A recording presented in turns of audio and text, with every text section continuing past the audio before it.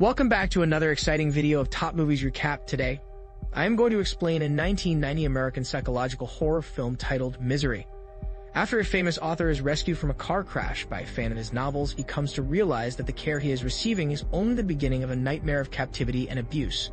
Let's dive into the story, but before we start, don't forget to hit the like button and also subscribe to our channel to get some interesting stuff in upcoming videos.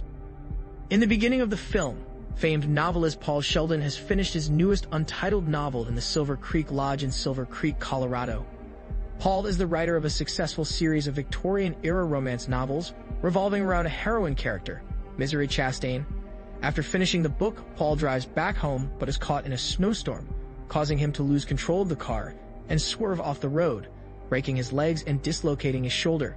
There is a flashback where Paul is talking to his publishing agent, Marcia Sindel, who scolds him for killing off the main character in his newest book, Misery's Child. Paul states that if he had not killed Misery, he would have ended up writing her forever, and states he's leaving for Colorado to finish the new book. Back in the present, Paul is rendered unconscious, but is saved by Annie Wilkes, a former nurse who lives just outside of Silver Creek, who takes him to her isolated home. Using her nursing skills, stockpiled food, and a stash of codeine-based painkillers called Novel, Annie slowly nurses Paul back to health. She proclaims herself to be Paul's #1 fan, and talks a lot about him and his novels. Meanwhile, Marcia, having not heard from Paul, suspects that he's missing and calls the Silver Creek sheriff, Buster, to report it. Buster states that nothing's been heard around there, but he will put Paul's name through the system and will keep in touch with Marcia. Marcia, however, is unaware the Silver Creek Constabulary is more primitive than the NYPD, and Buster's system is tacking a post-it on the wall to remind himself of Paul Sheldon. When Annie is shaving his Paul's face, she asks if she can read Paul's newest book, which she saved from the wreckage. Paul agrees. While she is feeding him soup, Annie states that the book is great, but that she dislikes the excessive use of profanity. She becomes angered and spills his soup, but immediately regains her cool and apologizes. One day, on a car ride, Buster and his wife Virginia are driving down the same road that Paul was driving before he crashed and find a tree with a broken limb. Buster climbs down the hill a little to look around, but climbs back up when he sees nothing. The car is completely covered by snow, out of sight, except for one tire, which Buster can't see anyway. As they are getting back in the car to go to the newspaper office, Annie passes them in her car. Back at the house, Annie shows Paul that she bought Misery's Child.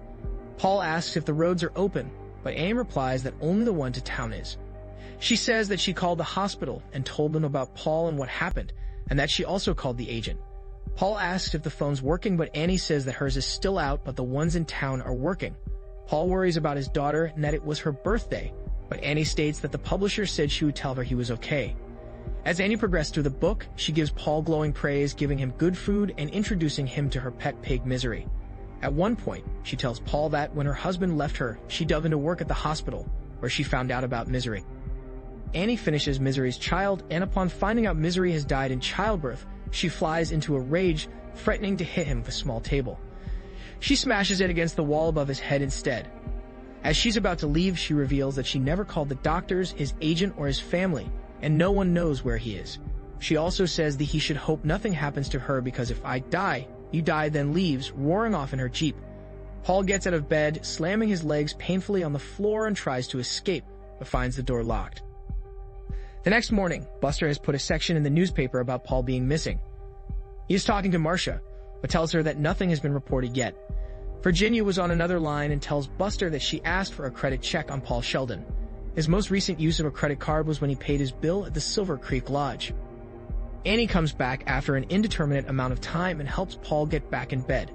She is apologetic for leaving him alone and uncared for, but she refuses to do anything to help him until he completes a specific task. He must burn his untitled manuscript as a penance for killing her favorite character. After some reluctance and having Annie squirt charcoal lighter fluid on his bed, he burns it. Afterwards, a helicopter with Buster looking for Paul passes overhead. Annie gives Paul his novel, then leaves with the charred remains of the manuscript. Paul begins to stockpile his pain medication afterwards. Once Paul is well enough to get out of bed, Annie sets up a little table and brings in a typewriter, one missing its N key, and announces that Paul will write a new novel titled Misery's Return, which will bring the character back from the dead. She also proclaims that it will be a book in her honor for saving his life and nursing him back to health. However, Paul states that she bought a brand of paper that smudges, and Annie becomes enraged, slams the paper on his lap, causing the pain in his legs to erupt horribly. She scolds him further and storms out to get him some better paper. However, Paul finds one of her bobby pins on the floor and uses it to unlock the door and find a way to escape. He tries the front door, which is locked. He tries the phone in the living room, only to find it gutted. While going through the living room, he knocks a ceramic penguin off the table, which he catches but sets it back on facing a different direction. He finds a small closet containing dozens of sample boxes of Novel and takes a packet. When trying to get to a door in the kitchen, the wheelchair won't fit through and he is forced to crawl to it, only to find it locked. While there, he sees a set of knives. He hears Annie's car approaching and rushes and manages to get back in his room before Annie enters the house. Meanwhile, Paul's car has been found and police assume that Paul is dead. However, Buster still has his doubts after seeing dents on the door left when Annie used a crowbar to pry it open, and says that Paul didn't crawl out, concluding someone pulled him out. Back in bed, Paul uses a piece of paper from a pad of paper Annie had provided for him to make a little pocket. He pours the contents of several Novel capsules into the pocket, enough he hopes will knock Annie out. Afterwards, he begins writing the book, believing that Annie will kill him if he doesn't. However, she doesn't accept his first attempt, comparing it to a cheated cliffhanger called Rocketman from her childhood. Paul attempts to write it a second time. This one Annie both accepts and enjoys, then states she's putting on her Liberace records. Paul invites Annie to dinner, to which she accepts. Meanwhile, Buster has bought several Misery novels, stating that if he can't find Paul, he can find out what he wrote about. His wife jokingly teases him, claiming he bought them for another woman. During dinner, Paul suggests that he and Annie have a toast to misery. He sends Annie off to find a candle. While she's gone, he poisons her wine with the pill powder. When she returns and lights the candle, they begin the toast, but Annie knocks over the candle and in the rush to pick it up, spills her poisoned wine. She profusely apologizes, pours more unpoisoned wine, and they do the toast. Paul is crestfallen but continues. Paul continues writing, progressing in the book with Annie reading the finished chapters to Tchaikovsky's Piano Concerto H1 by Liberace. Annie also fills in the missing NS as he completes each chapter. She's delighted by what he's completed, giddily begging him to reveal the ending, but he happily refuses. One night, Annie comes in rather depressed and states how she loves Paul and how she's afraid to lose him. Paul asks why you would lose her, and she replies that the book is almost finished and his legs are getting better and that he would be wanting to leave. Paul states that he likes it there, but Annie says she bets it isn't true. She pulls out a pistol, says she thinks about using it, then leaves the house, shambling out into the rain. While she is gone, Paul escapes his room once again and gets a knife from the kitchen to kill Annie. On his way back, he finds a scrapbook full of newspaper clippings that suggest she is a serial killer. She was suspected and tried for the murder of several infants as a maternity nurse, but the trial crumbled due to lack of evidence. Paul then gets back to his room and lays in bed, the knife hidden in the sling for his arm, and waits for Annie to come. When she finally does come, she heads upstairs and starts watching TV. Paul hides the knife under the mattress and goes to sleep. During the night, Annie drugs Paul with a hypodermic injection and straps him to the bed.